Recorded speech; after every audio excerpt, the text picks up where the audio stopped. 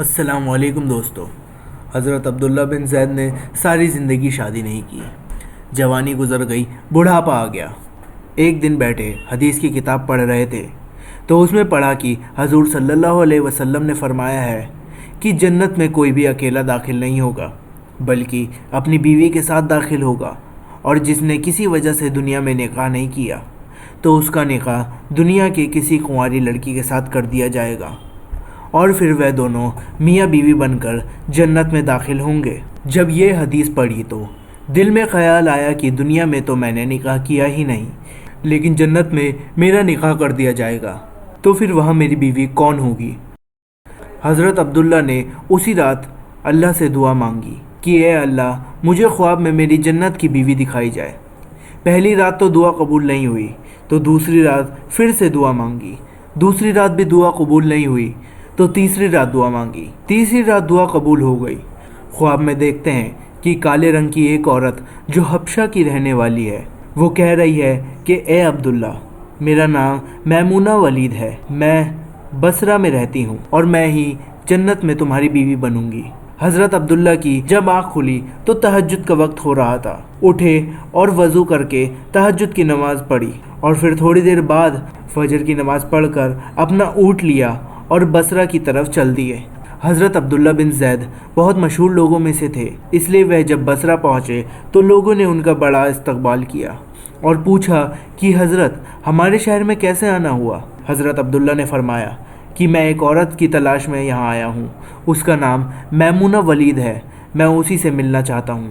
یہ سن کر لوگوں کو بہت حیرانی ہوئی کہ حضرت، آپ اتنی دور سے میمونہ ولید سے ملنے آئے ہیں؟ فرمایا ہاں، کیا میں اس سے نہیں مل سکتا؟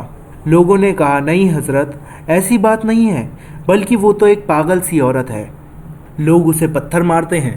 حضرت عبداللہ نے پوچھا کہ پتھر کیوں مارتے ہو؟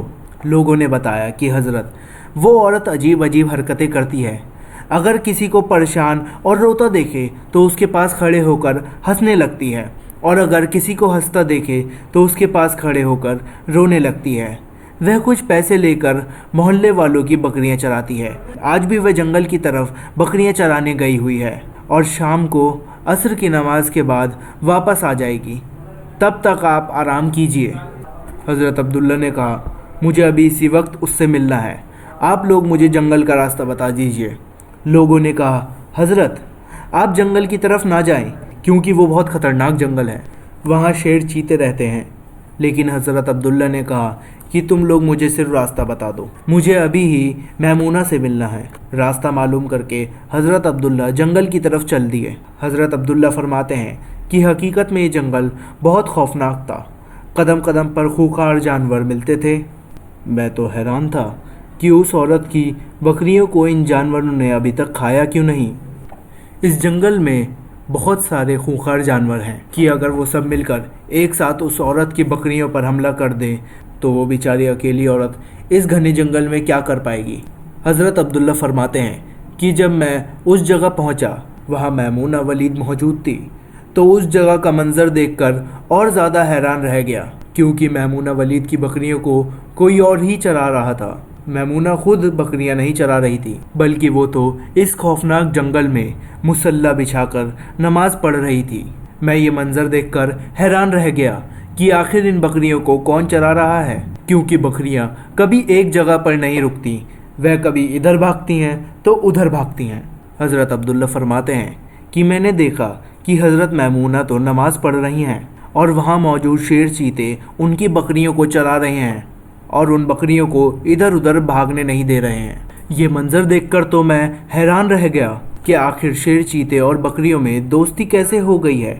شیر چیتے تو بکریوں کو دیکھتے ہی چیر پھاڑ کر کھا جاتے ہیں، لیکن آج یہاں کا منظر تو بالکل الگ تھا۔ اتنی دیر میں حضرت میمونہ نے نماز سے سلام پھیرا اور میری طرف دیکھتے ہوئے کہا اے عبداللہ، ہمارا وعدہ تو جنت میں ملنے کا تھا، تم یہاں دنیا میں مجھ سے کیسے ملنے آ گئے؟ حضرت عبداللہ فرماتے ہیں یہ سن کر مجھے اور زیادہ تعجب ہوا کہ میمونہ کے ساتھ میری یہ پہلی ملاقات تھی، تو آخر اسے میرا نام کیسے معلوم ہوا؟ میں نے حضرت میمونہ سے پوچھا کہ آخر تمہیں میرا نام کیسے معلوم ہوا؟ تو انہوں نے فرمایا اے عبداللہ، جس رب نے تمہیں رات کو میرے بارے میں بتایا تھا उसी रब ने मुझे भी रात को तुम्हारे बारे में बताया है कि तुम जन्नत में मेरे शौहर बनोगे। फिर मैंने हज़रत मैमूना से पूछा कि आखिर ये बताओ कि इन शेर चीते और बकरियों में दोस्ती कैसे हो गई। शेर चीते तो बकरियों के बहुत बड़े दुश्मन होते हैं और उन्हें देखते ही चीर फाड़ कर खा जाते हैं, लेकिन यहाँ का मंजर तो बिल्कुल अलग है कि शेर चीते इन बकरियों के रखवाले बने हुए हैं। हज़रत मैमूना ने फरमाया, ए अब्दुल्ला, जब से मैंने अपने अल्लाह से दोस्ती बना कर रखी है तब से इन शेर चीतों ने भी मेरे बकरियों से दोस्ती बना ली है। ऐसे ही सच्चे वाक़े और सुनने के लिए हमारी वीडियो को लाइक करें और हमारे चैनल को सब्सक्राइब करें।